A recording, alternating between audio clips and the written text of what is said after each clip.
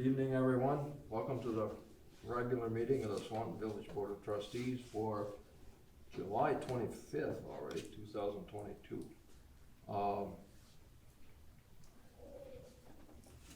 We have a short agenda tonight, right? That's it. Anyway, first order of business is if we could all rise and have a pledge of allegiance, please.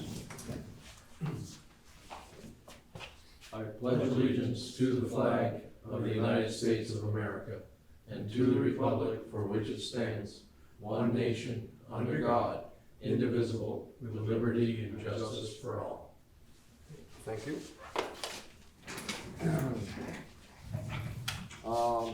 Agenda review. Any additions, subtractions for the agenda this evening? And we have Elizabeth is zooming in. Yeah, it should be for item 8. Hi there. So, public comment. I think you're up Yes. later, so we'll save yours for later. Item number 5, approve and accept the minutes for Monday, July 11th, 2022 as presented. I would make that motion. And second it. To approve and accept the minutes, I guess. Yes. Okay, the motion's been made and seconded to approve and accept our July 11th minutes. Any discussion, corrections? And did a good job as usual. All those in favor of the motion signify by saying aye. Aye. Those opposed, motion's carried unanimously. Item number 6, approve and accept the village warrants through Thursday, July 21st, 2022. What's your pleasure on the warrants? I will move that we approve warrants through July 21st, 2022 as printed. Second. Okay, the motion has been made and seconded to approve and accept the village warrants through July 21st. Any questions on that? Any discussion? None this week. No questions? No questions. All right, all those in favor of the motion signify by saying aye. Aye. Those opposed, no opposition, the motion is carried unanimously. Item number 7, discussion on Academy Street and Church Street. I think we're discussing some stop signs.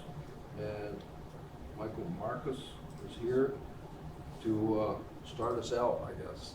Okay, thank you very much. Go ahead. Okay, everyone, just to let you know, I was, on Academy Street, and I was making a left-hand turn over there. And the thing is, there was a truck that was just coming down Church Street and would have hit me. And the thing is, well, I feel there should be a stop sign at that corner, simply because if I get hit, or if they get hit, what's gonna happen? We know that, okay, they're gonna sue me, and not only that, but you know lawyers, what they're gonna do? They're gonna come and sue the town, and sue the village, and what's gonna happen? Our property taxes are gonna go up. So, that's why I would like a stop sign. And I was almost a casualty. And I had to do a double take to make sure I didn't go through a stop sign. Probably the cars parked in front of the apartment house don't help matters. Excuse me? I said probably the trucks parked in front of the apartment house narrow the intersection down as it is. So it makes it harder to get through it. Well, not necessarily like in front of the apartments. That has nothing to do with it, I would say. Okay, as far as if anything has something to do with it, I would say it's the cars parked that are going to the town hall. That's what I would say. Because there is a stop sign on that one corner, cars are gonna stop and go and clear that way, so you'll be able to see full view. Oh. You'll be able to see over to your left also. I don't think that stop sign's been there that long, has it? Yeah, I got it up on the screen if you guys want to look at it. This one, I believe, is relatively new, the one that's on the Yeah. corner. So, I mean, I'm sorry, but rules of the road is whoever's on your right has the right of way. So if you're coming down this way and there's a car coming, they have the right of way.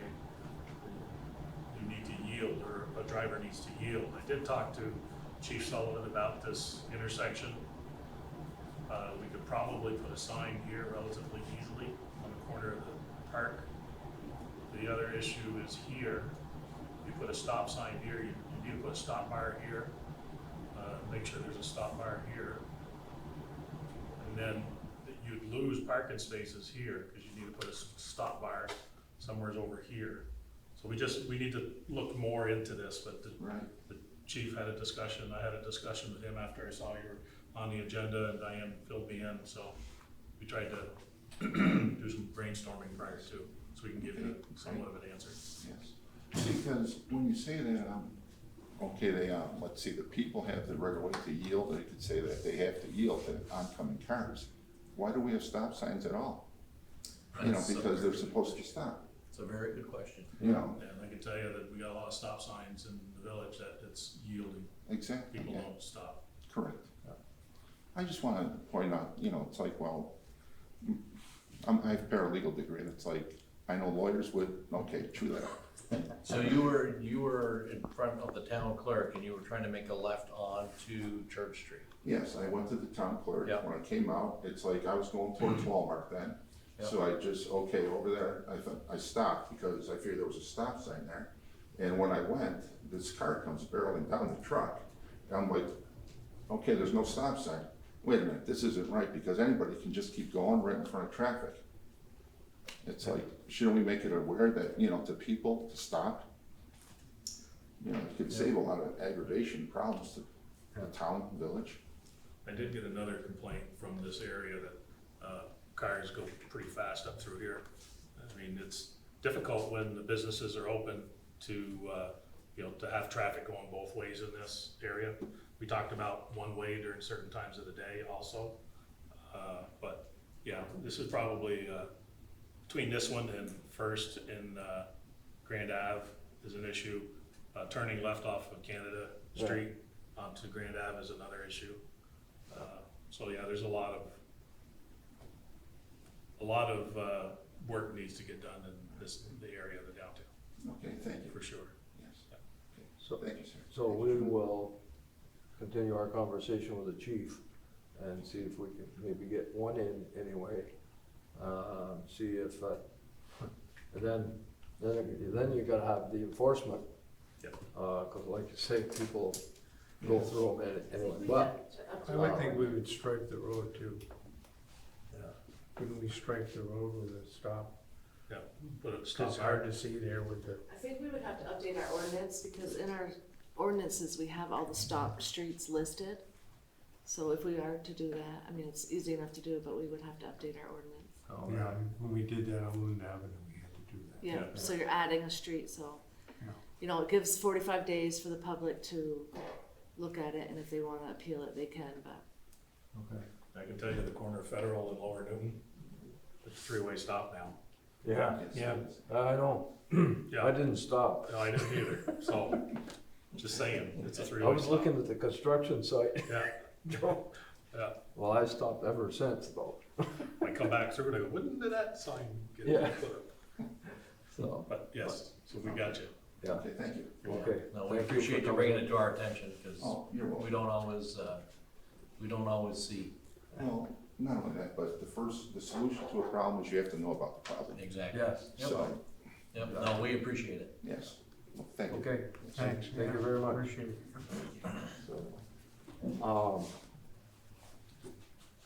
So we'll update that with the chief, and Yep. if we need a ordinance change, we'll go for that, so. Okay, Why don't we take a peek at a couple other places too, if there are other ones that need that, do it all at once. oh, you mean for the ordinance change? Yeah, Yes. see if there's any other places Yeah, that would benefit from a stop sign. okay, Jones Court. we can do that. Huh?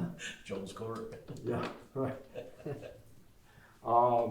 Okay, item number 8, Elizabeth Nance from Franklin County Industrial Development Corporation is gonna give us an update. Right, Elizabeth? Yes, I am. Good evening, can you hear me okay? Yes, Good ma'am. evening. So I just wanted to give an update on, South, 6 South, 6 South River Street, otherwise known as the Riviera Hotel. You may have seen some activity there in the last week or so. As you know, Regional Planning's Brownfield Committee has this on their project list.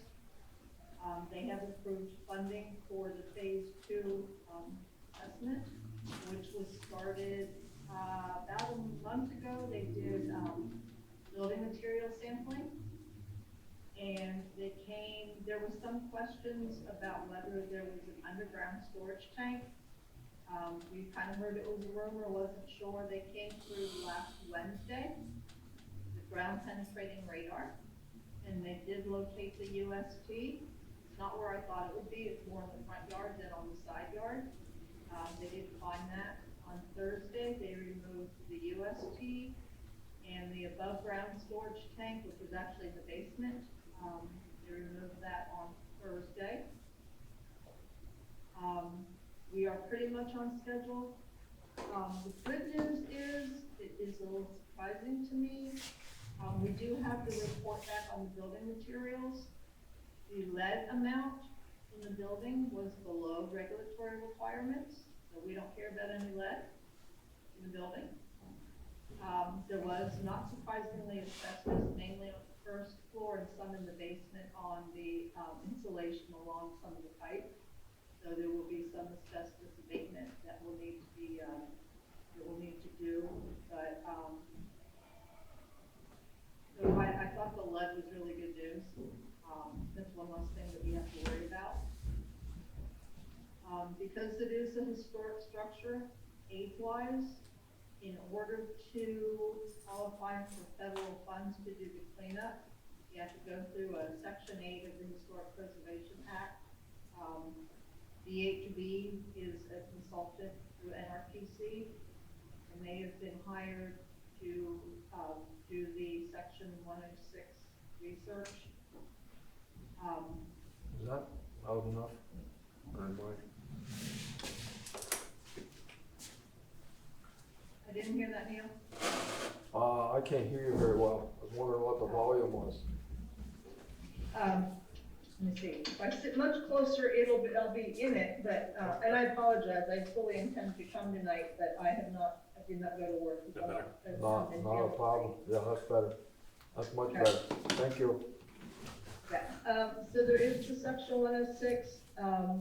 It's not going to be an issue. The state has already kind of come through when we had their historic preservation folks through for a couple of reasons into the village. It's just, it's one of the hoops you have to go through for federal funding. They will do their research, they'll look at the building, they'll see that it has very little historic value, and in fact, it's about to fall down on its own. We anticipate that report will be it's due at the end of August, which is the same timeline as the report for the phase 2. So we should have that. Greta is working on a cleanup timeline, the corrective action plan timeline and funding, so that when we are ready to do the cleanup for the corrective action, we are not missing any time. So it's been a slow slog to get this far. But there has been some significant action in the last couple of weeks. This Section 106 will go through part of August, so you may see some folks around there. I think they're going to reach out to the Historical Society. They're going to do some other research, but the state of the building it's not going to be an issue. They just have to document that there is no historic value remaining in that property. So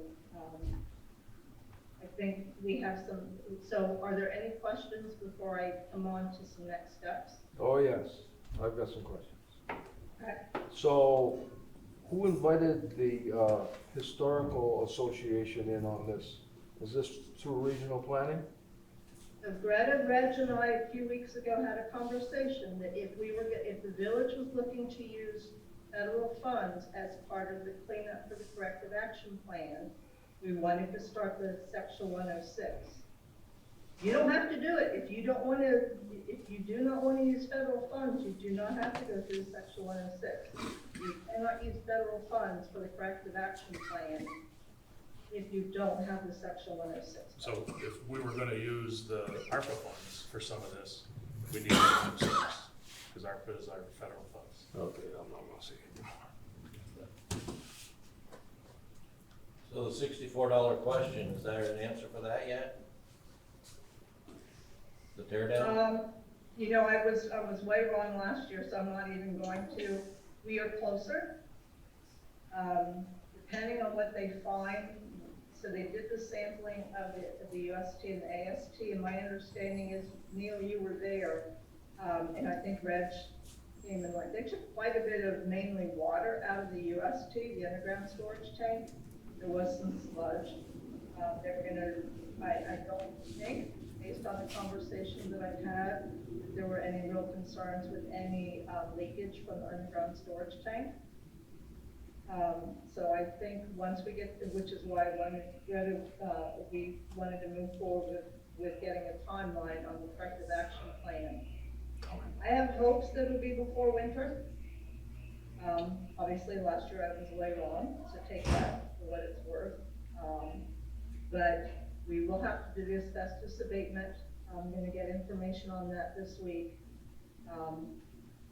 So, which does kind of lead me into next steps, because we are getting into August. And we've talked about this, Neil, Reg, and I. There's been some interest in some larger pieces in the building. If we could work to get those out sometime between now and the end of September, I think that would be great. End of September, end of August. Well, I was gonna say the end of August. I think that would be ideal, but I sooner rather than later, just so we can check that off of the list. So that once we do get the go-ahead on the corrective action plan, which there is no corrective action plan needed for the building materials. We just have to do the asbestos abatement, and I'm gonna be honest, I don't know exactly what that entails. Neil, you may know. So I think that's kind of the next step. I'll get with Greta tomorrow or Wednesday about the timeline for the asbestos abatement. So, let me give you an update, Elizabeth. The engineer that was there last week said that KAS is coming in the 1st of August to do some borings. They're doing 5 borings at various places on the lot. And their, like you said, their report is supposed to be due the end of August. And I thought KAS, of course I didn't ask regional planning, but I thought KAS was interested in finding someone to do the abatement or cleanup and taking the building down. And I haven't talked to them directly yet, but I'm going to. So we're going in this week with a brush hog and an excavator to clear the lot enough so they can take their test borings next week, so they can finish their report, the phase 2 report.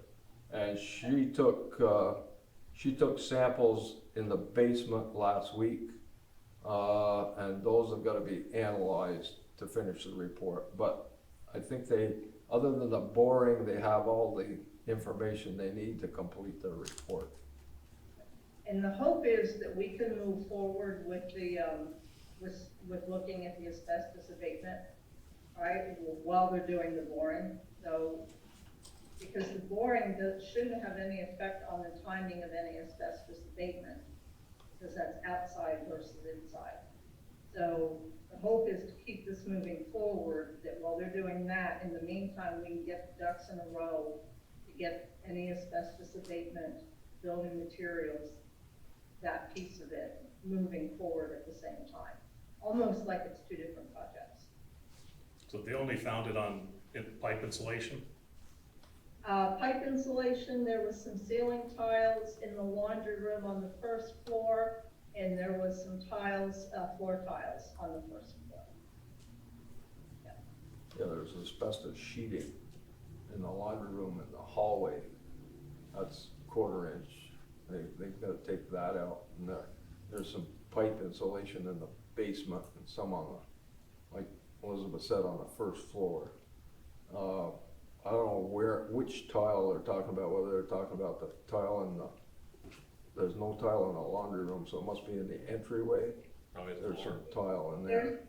Yeah, there was red tile, there was green tile, and I believe there was white tile. So, do you know, or would Greta know if KAS is trying to move forward with anything after their phase 2 report? Well, that's where we need they'll do the corrective action plan, and then that's where we'll figure out what we need to do to clean up. Okay.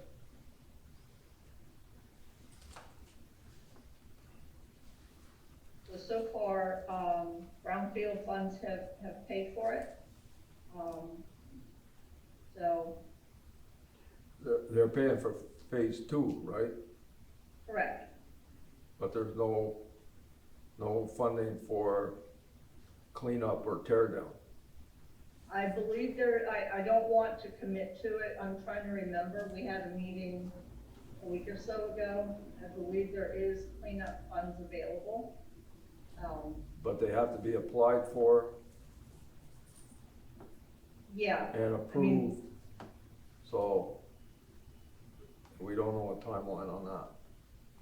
I think, yeah, you know me, I'm a bit of an optimist. I think given the time of year, the amount of delays that we've had, I think there is real momentum on this project. We have met as a brownfield committee specifically on this project to move funding forward on it in the last couple of months. So I am hopeful that that will continue. Okay, I hope so.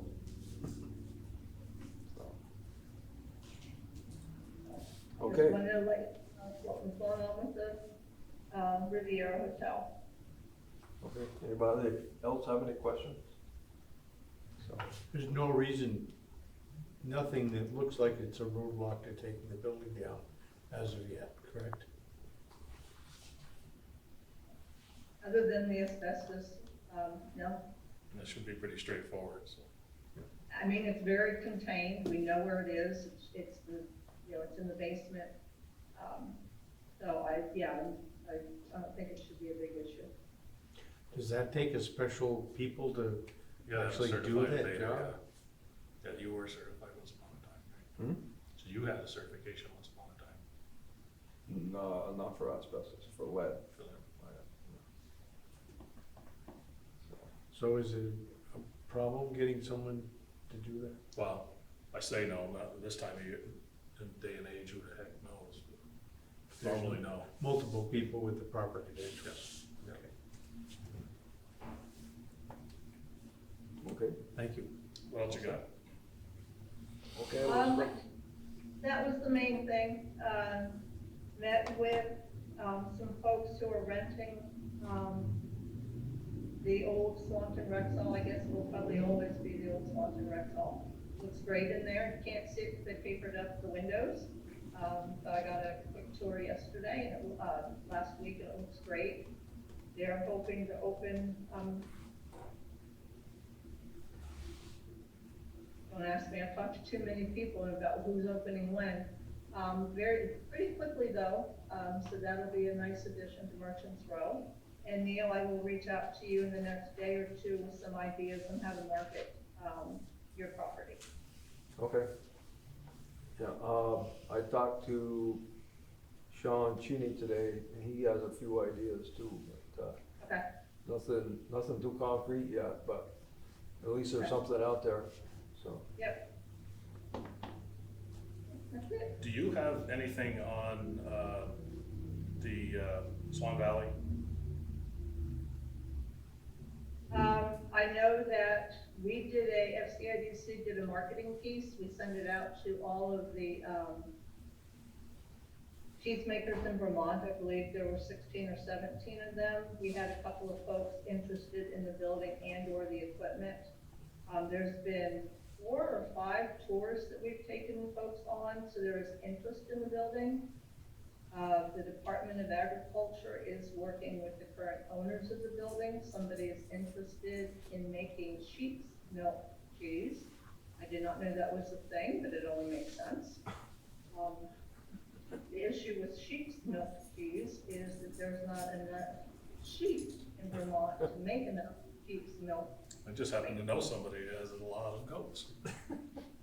Oh, Is it well, goats or sheep? sheep. Oh, Yeah. I didn't realize sheep did that. Yeah, I, in hindsight, I guess why wouldn't they, but I just never considered it. So, the Department of Ag is looking for enough sheep's milk to do a sheep's milk cheese business. But there is interest in the property, and we continue to work with them with the current owners and with people who are interested in touring the building and advertising it.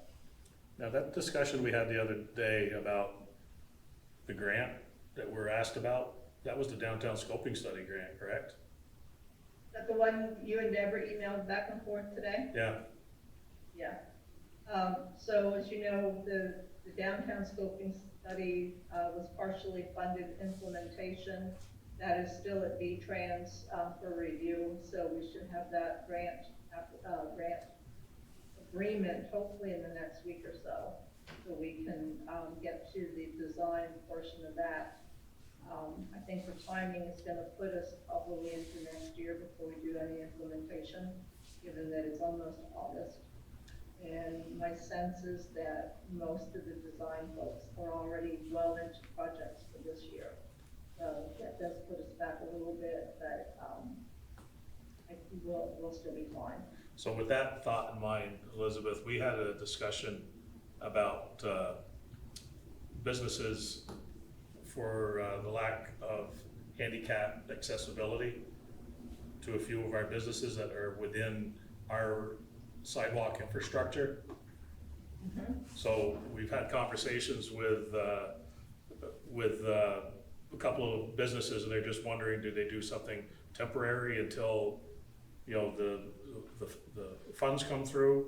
And my suggestion is that yes, but we should look at doing an inventory of the businesses that don't have handicap accessible access within our infrastructure. So meaning off our sidewalks. So I think that typically you go to construction on transportation alternatives projects, which is what this grant was, in 3 to 4 years.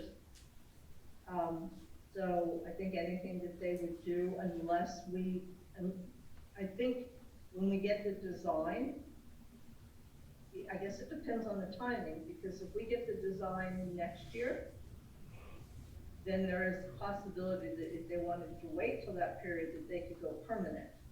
If they wanted to do something before we get the design, then they could go temporary. Okay. But I do think, you know, we kind of have our own ideas of what businesses might want to improve their ADA accessibility. But I do think, particularly in the downtown core, those buildings are eligible for historic tax credits. That ADA accessibility does count for those tax credits. The deadline is in July, so it's asked for this year. But for next year, if anybody in the core is interested in the tax credits, that's something we can talk about. Again, that would match next year's timeframe. Can you send me information on that, please? I can. Yep.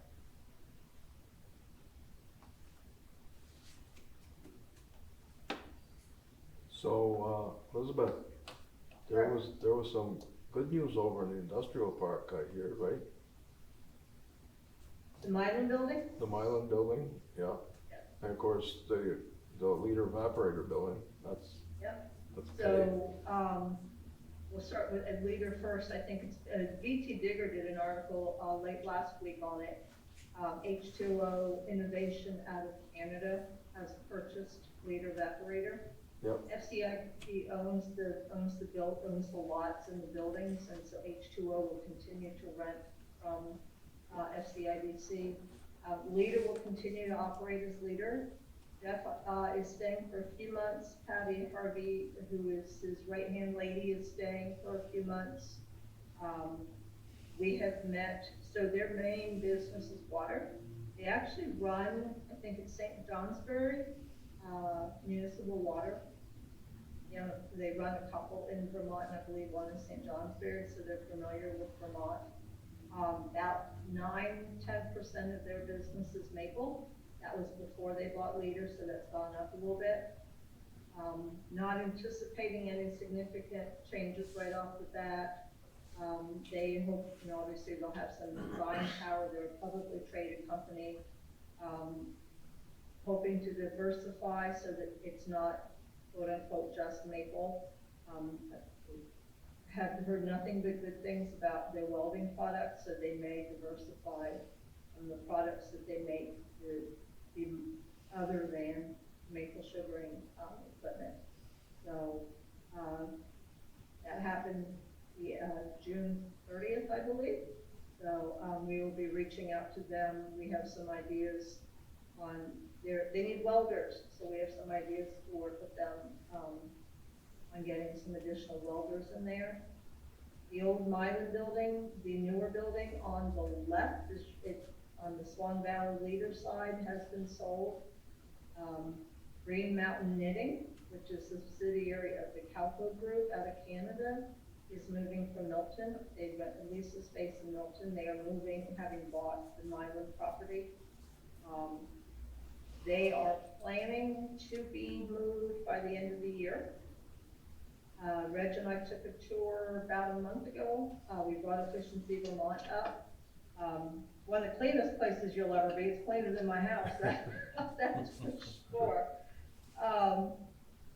So they will do a casual meet and greet here probably in the next month or so. Lovely people, looking forward to working with them.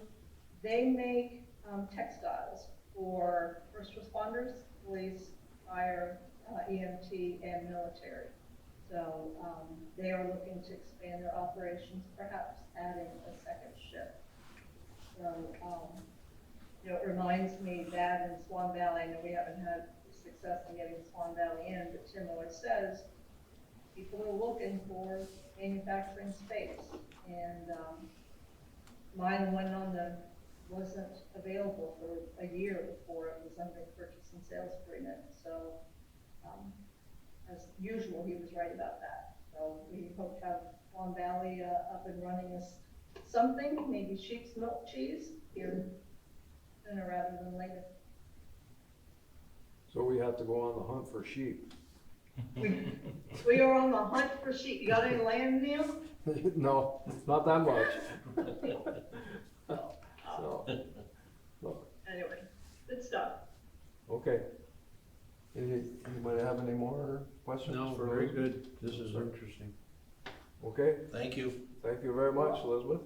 Did you want to mention about the tour at the airport?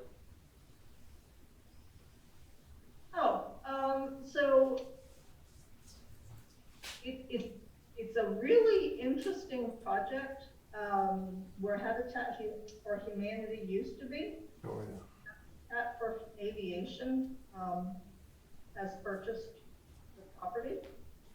They are a startup who is looking to connect apprenticeships with mentors who will then be in the aviation mechanics and avionics technicians.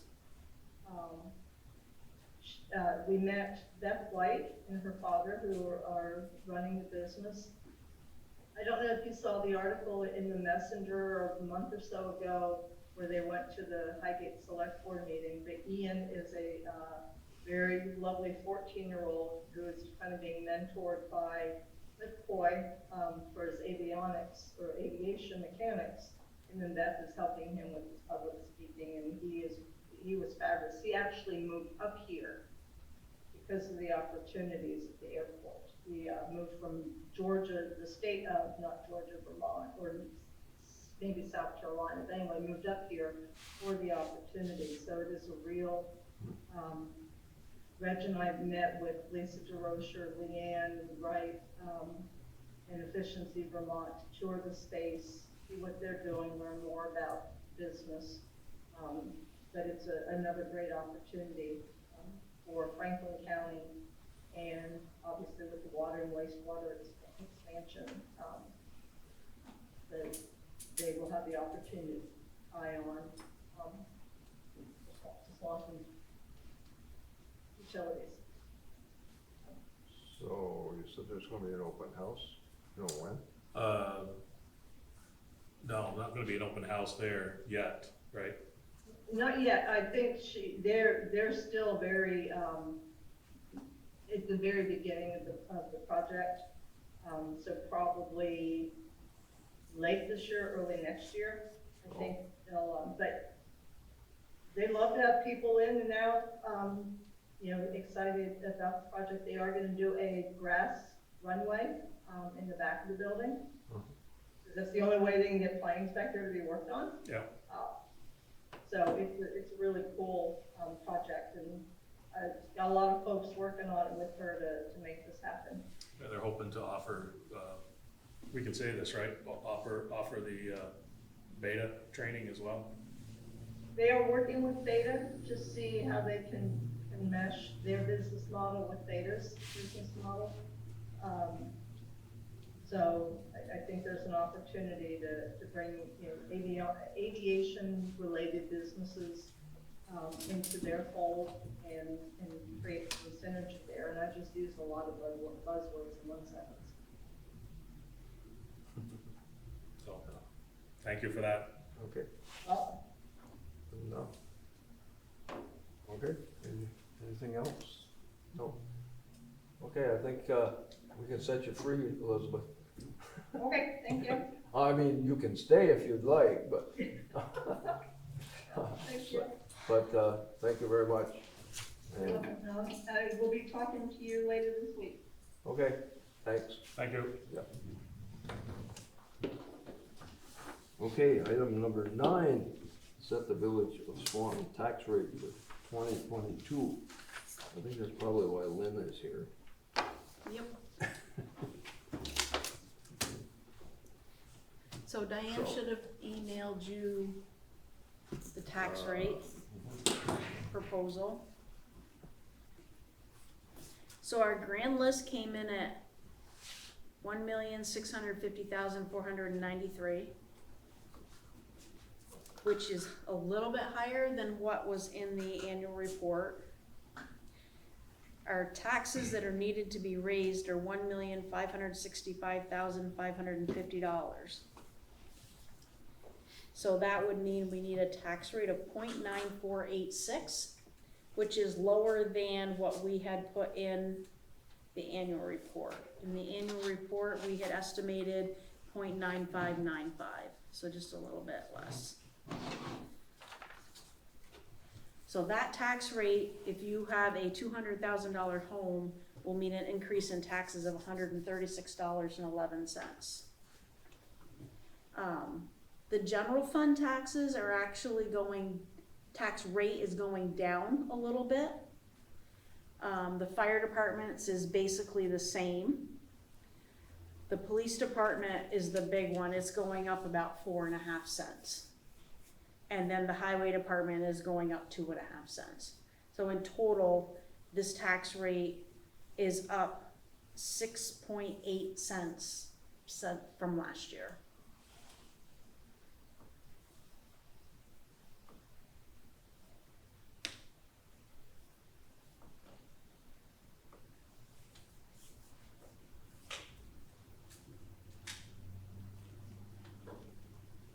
What do you do?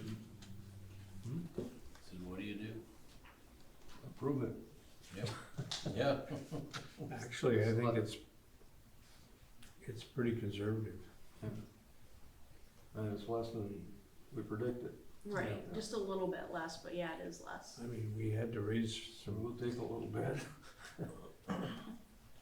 with all the price increases that have been forced upon us. Mm-hmm. I mean, I think you did pretty well.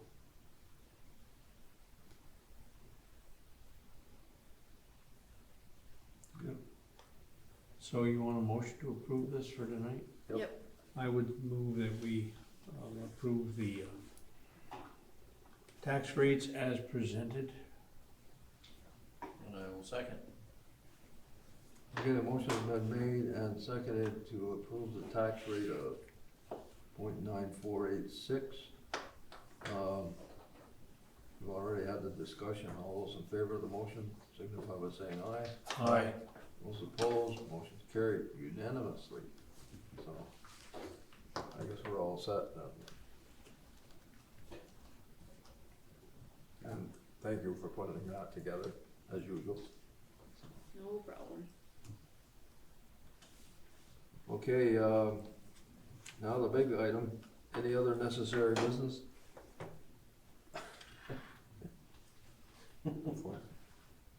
Adam must have Just something. just 4 things, Just four? just 4. Oh, boy. One, any update on the bridge? Yep. Okay, we'll talk after. Well, I can tell you, now? Okay. I can tell you that we had, we didn't have any bidders originally. We finally, we had to repost it, do it again, put it out for another couple weeks. We finally had 2 bids come in. We had the bid openings today. And right now, McFarland Johnson is reviewing the bids to make sure that they're accurate, everything was done according to the specs for the, you know, that they're notarized, all the numbers are in there, all that kind of stuff. And then he'll let us know on that. They did come in higher than what the grant was offered for. So the original grant we got was for $175,000. So they did come in higher than that. So how soon are we gonna get that plate off the other side? You can cut it off today if you want, but That's good. yeah, I'd go for that. yeah, it's making a lot of chicken noise for sure. If somebody's walking on the bridge, on the sidewalk, scares the living daylights out of them. Anything goes over that. Yeah. Even small cars, so, but, enough Sorry. said. Okay, you got 3 more. 3 more. I want to give a big shout out to Swanton Fire for helping the Nativity Church with their limb that went down a couple weeks ago.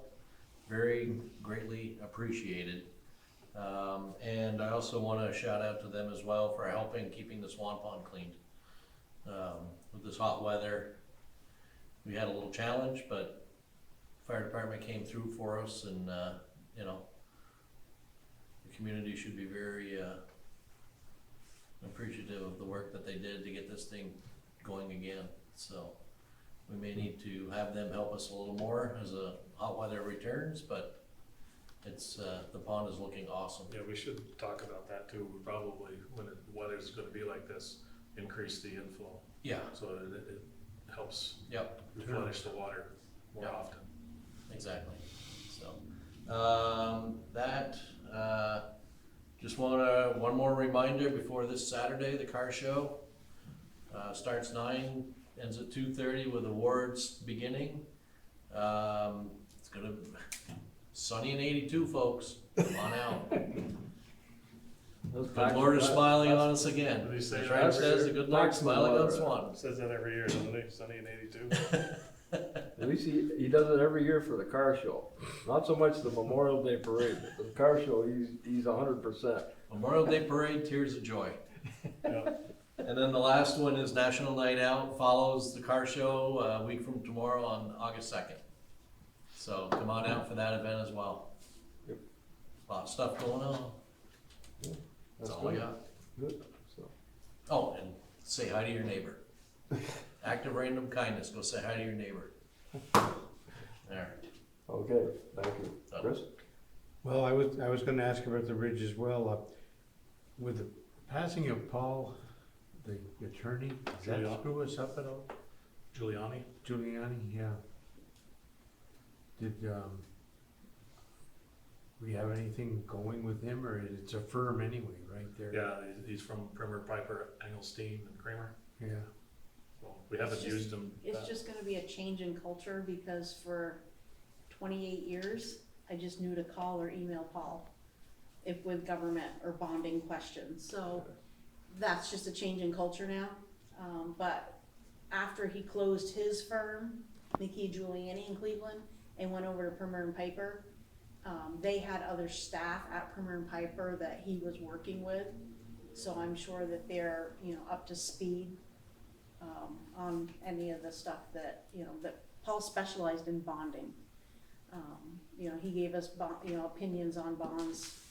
That was who we always used, so I'm sure they've got people there, they're a large firm, that'll pick up the slack. Bremer and Piper is primarily our electrical people, right?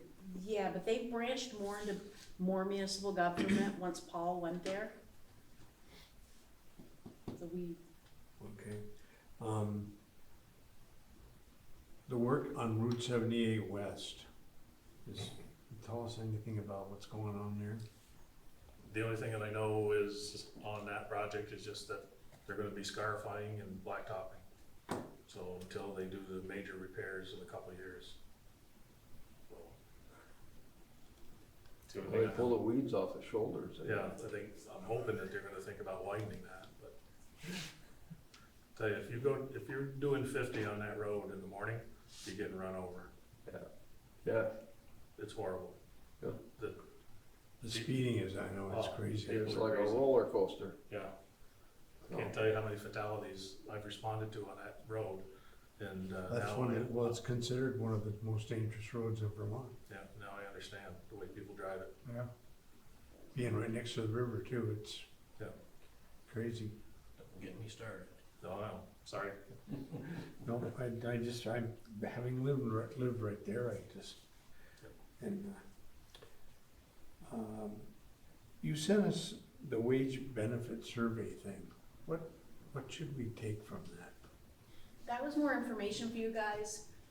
Crystal from BEPSA had done that, not as many utilities, that's more for just electric utilities. Not as many electric utilities responded as what she had hoped. In years past, we've had, way more people respond. But it was just kind of give you guys a benchmark of where those that responded. There was us, Lindenville, Morrisville, Enosburg, are the ones that I can think of Barton, are the ones that I could think of in Orleans off the top of my head that responded. Just to give you guys a benchmark of where we are compared to those utilities. Okay. Thank you. I guess that's all I have, Mr. President. Thank you. Okay. Good. I don't know, I guess the biggest thing that I had to report was I was down at the Rib all day with the engineers and the cleanup crew. They They were top were notch. really right on the money, so. They, weren't too happy with the basement of Rib. It's pretty bad down there, but, they got the big tank out of the ground, and thankfully, the soil over there is all clay, so it didn't soak in. They only had to take about a foot of the clay out before the test was clear for the state of Vermont to tell them to fill it back in. The snow pile out in the front yard is the tainted soil that they took out, so. The remediation, we'll have to do something with that and the barrels of water, oil out in the backyard. But I've got a local guy coming in this week, the end of this week, to brush hog the lot and clear the spaces with his excavator where they're gonna take their test borings. I went over that with the environmental engineer last week, so. And like Elizabeth said, the interior toxic stuff that they have to remove was more minimal than I thought it would be from the encyclopedia, from the phase 1 assessment there, so. And I'm just hoping that the momentum doesn't fade here, because that place is really nasty. And it's starting to fall down. There's the supporting column in the basement is totally eroded, and that's one of the main columns that's holding the building up. So, I mean, before you go through historic assessment and special federal permits and wait that, but by that time, you're not gonna have to knock it down, it's gonna fall down. So, I'm just hoping, the powers that are out there to try to help us, don't lose the momentum, so. But they did a nice job with the cleanup, so. So I guess that's all I got to report. And we're crossing our fingers for another tenant in the old gym building downtown. Since I put my sign up, I've gotten 3 calls. A lot of them were bogus, but the thing is, we're getting calls now. Before I put the sign up, there was blank windows there, nobody knew what was going on, so. We're keeping our fingers crossed on that. And since I put the sign up, I have gotten a call from Sean. So maybe he's moving a little faster than, but they're all busy, all the realtors are busy, so. So we're hoping to get a bona fide business in that space, so by the time the other one starts up, the old Rexall building, like Elizabeth said, they've done a lot of work in there, and that's hopefully do well. And I had a gal call looking for a massage space, and I think she could probably work in there, or upstairs. I referred her to Renee, because our building, the Masonic building, is too big, it's all wide open, so maybe we'll have that in there too, so. Keeping our fingers crossed. Like, I'm trying to be more like Elizabeth, she's more optimistic than I am. So, but that's the report on the Riviera Hotel, so. Okay. That being said, if there's no other necessary business, Yeah, I've got. Reggie has some. I just had one thing. I've got one thing after you too. Okay.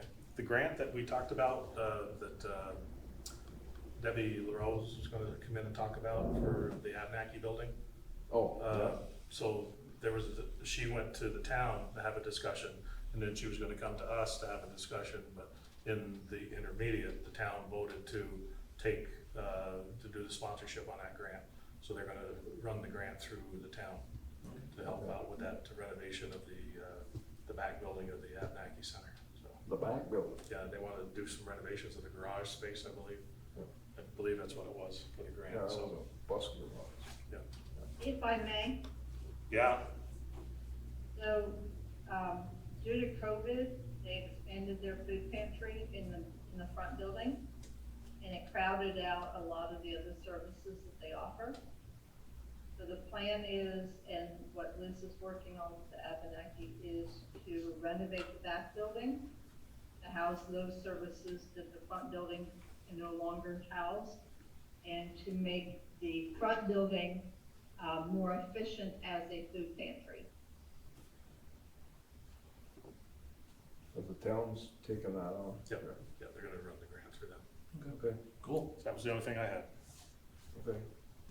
So the only thing I have is you guys should have gotten the June financials that had an estimate of where it looks like we're aiming to hit at the end of the year. Purchase power is getting closer to being on track. Hydro generation is doing really well. But that's still a wild card. You know, depending on what the fall months do and then the pricing into the winter, that line item could tip us one way or another. The only other department that I felt was a concern is the highway department. I'm meeting with Dean tomorrow, so we can figure out how he can bring his budget back into alignment. But other than that, all the other departments look well for, you know, halfway through their budget year. We appreciate the information. Okay, that being said, did you want to say any more, Elizabeth? No, I'm good, thank you. Okay, thank you. That being said, I'll entertain a motion to go into executive session to discuss personnel. So moved. Seconded. Motion's been made and seconded to go into executive session to discuss personnel. All those in favor of the motion, signify by saying aye. Aye. Those opposed, motion's carried. We are in executive Recording session. stopped.